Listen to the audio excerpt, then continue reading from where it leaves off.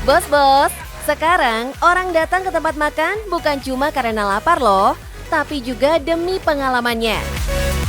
Rela antri, rela foto-foto, bikin konten, sampai ikut merasakan sensasi yang lagi viral di media sosial.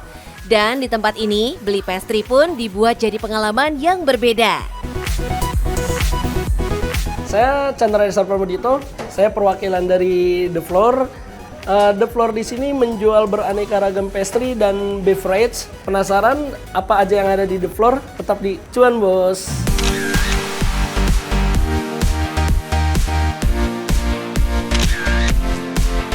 Inilah The Flower, bisnis pastry yang baru berdiri pada Juli 2026.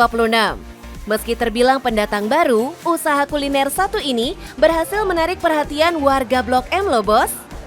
Bukan hanya karena rasa pastrinya, tapi juga konsep self-service dengan pastry yang menghampar membuat pelanggan bebas memilih produknya sendiri. Bos, di sini pelanggan bukan lagi menunjuk satu persatu roti, melainkan langsung mengambil tray, lalu berburu pastry favoritnya sendiri. Konsep ini memberikan kebebasan bagi pelanggan untuk menjelajahi 70 macam pilihan pastry tanpa terburu-buru. Setelah semua pilihan masuk ke tray, barulah menuju kasir untuk melakukan pembayaran.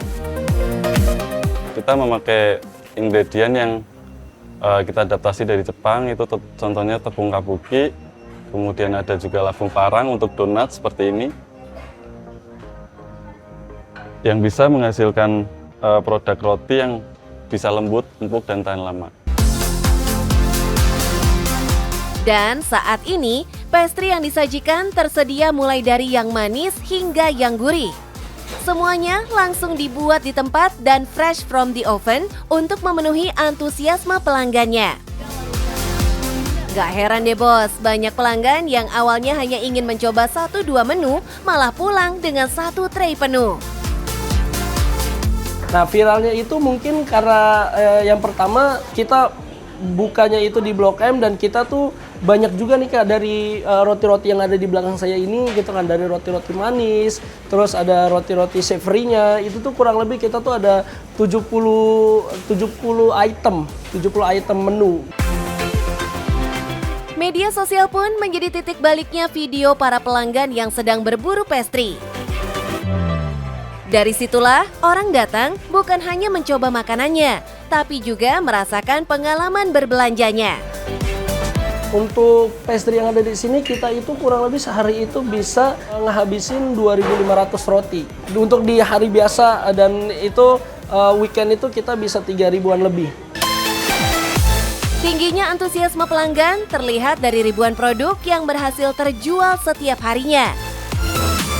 Hal ini membuktikan bahwa konsep berbelanja juga bisa menjadi nilai tambah dalam sebuah bisnis kuliner. Mungkin kalau untuk omset ya untuk kalian bisa menghitung sendiri untuk omsetnya. Intinya untuk produk yang kita jual itu sehari itu totalnya 2.500 produk, dan itu di range harganya 30 ribuan sampai 50 ribu. Dan begitu pun untuk beverage minumannya. Wah, bos, dari cuan yang didapat, usaha kuliner ini membuktikan bahwa di era sekarang pelanggan bukan hanya mencari makanan yang enak, tapi juga pengalaman yang membuat mereka ingin datang kembali. Nah bos, ingin punya bisnis seperti ini, ada 3 tips nih dari saya. Yang pertama, kita harus konsisten. Yang kedua, jujur. Dan yang ketiga, paling penting itu yaitu improve. Jadi apapun bisnisnya, yang penting cuan bos.